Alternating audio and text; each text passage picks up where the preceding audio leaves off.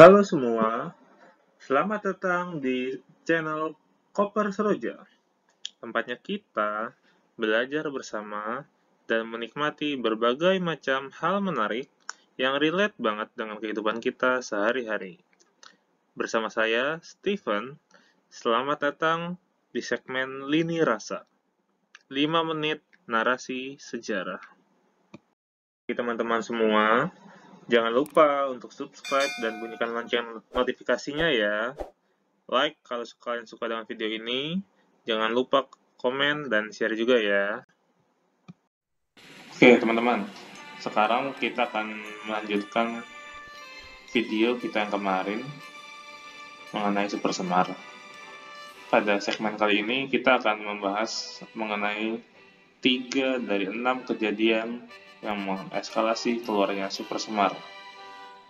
Kalau kemarin kita sudah membahas mengenai dekret Presiden 5 Juli dan krisis pangan yang terjadi di tahun 1960-an, sekarang kita akan membahas mengenai suatu kejadian yang membuat banyak orang menilai bahwa Bung Karno adalah seorang diktator, yaitu ketika Presiden Soekarno diangkat sebagai presiden seumur hidup melalui TAP MPRS nomor 3 garis miring MPRS garis miring 1963.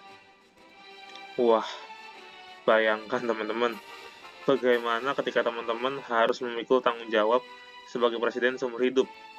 Kira-kira dilematis nggak ya kalau kita jadi presiden? Hehehe. Nah, teman-teman, jadi presiden itu nggak cuma dapat fasilitasnya aja loh, tapi ada juga masa ketika akhirnya kedaulatan kita coba diganggu oleh negara asing. Itulah yang terjadi pada tahun 1963 sampai 1964. Pada masa itu terjadi percobaan intervensi kedaulatan kita. Percobaan intervensi ini terjadi ketika ada rencana penggabungan Malaya, Singapura, Sarawak, Brunei, dan Sabah dalam satu negara melalui Federasi Malaysia.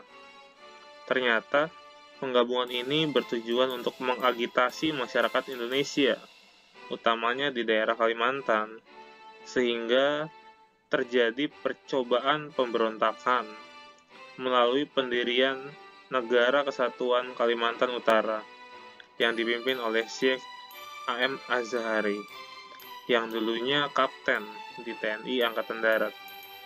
Hal ini membuat gusar Presiden Soekarno, dan terjadilah Operasi Dwi Kora, yang sering dikenal sebagai Operasi Ganyang Malaysia.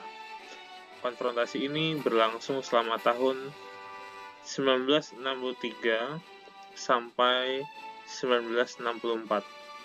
Bahkan akhirnya Indonesia keluar dari PBB sebagai bentuk protes Indonesia terhadap PBB yang menerima Malaysia masuk ke dalam Dewan Keamanan PBB.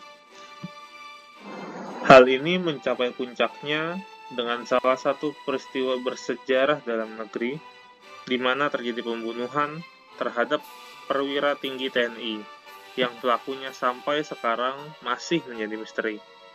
Hal ini nanti bisa teman-teman lihat dalam seri pembahasan kita ya, mengenai G30 PKI, yang nantinya akan dibahas di channel ini.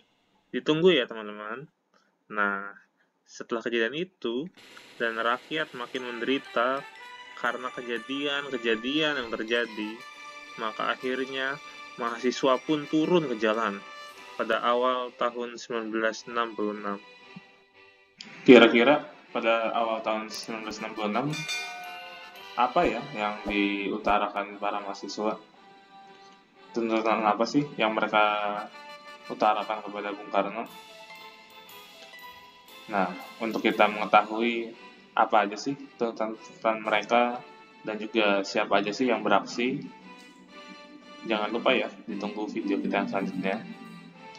Juga bagi teman-teman yang belum subscribe, jangan lupa untuk subscribe video kita dan like kalau kalian suka video ini, share kalau kalian merasakan manfaat dari video ini, Dan jangan lupa untuk kita sama-sama berdiskusi mengenai bagaimana Presiden Soekarno mengangkat dirinya sebagai presiden seumur hidup, juga ketika operasi Ganyang Malaysia, dan ketika akhirnya meletus kejadian G30 PKI. Sampai jumpa di video selanjutnya teman-teman. Dadah.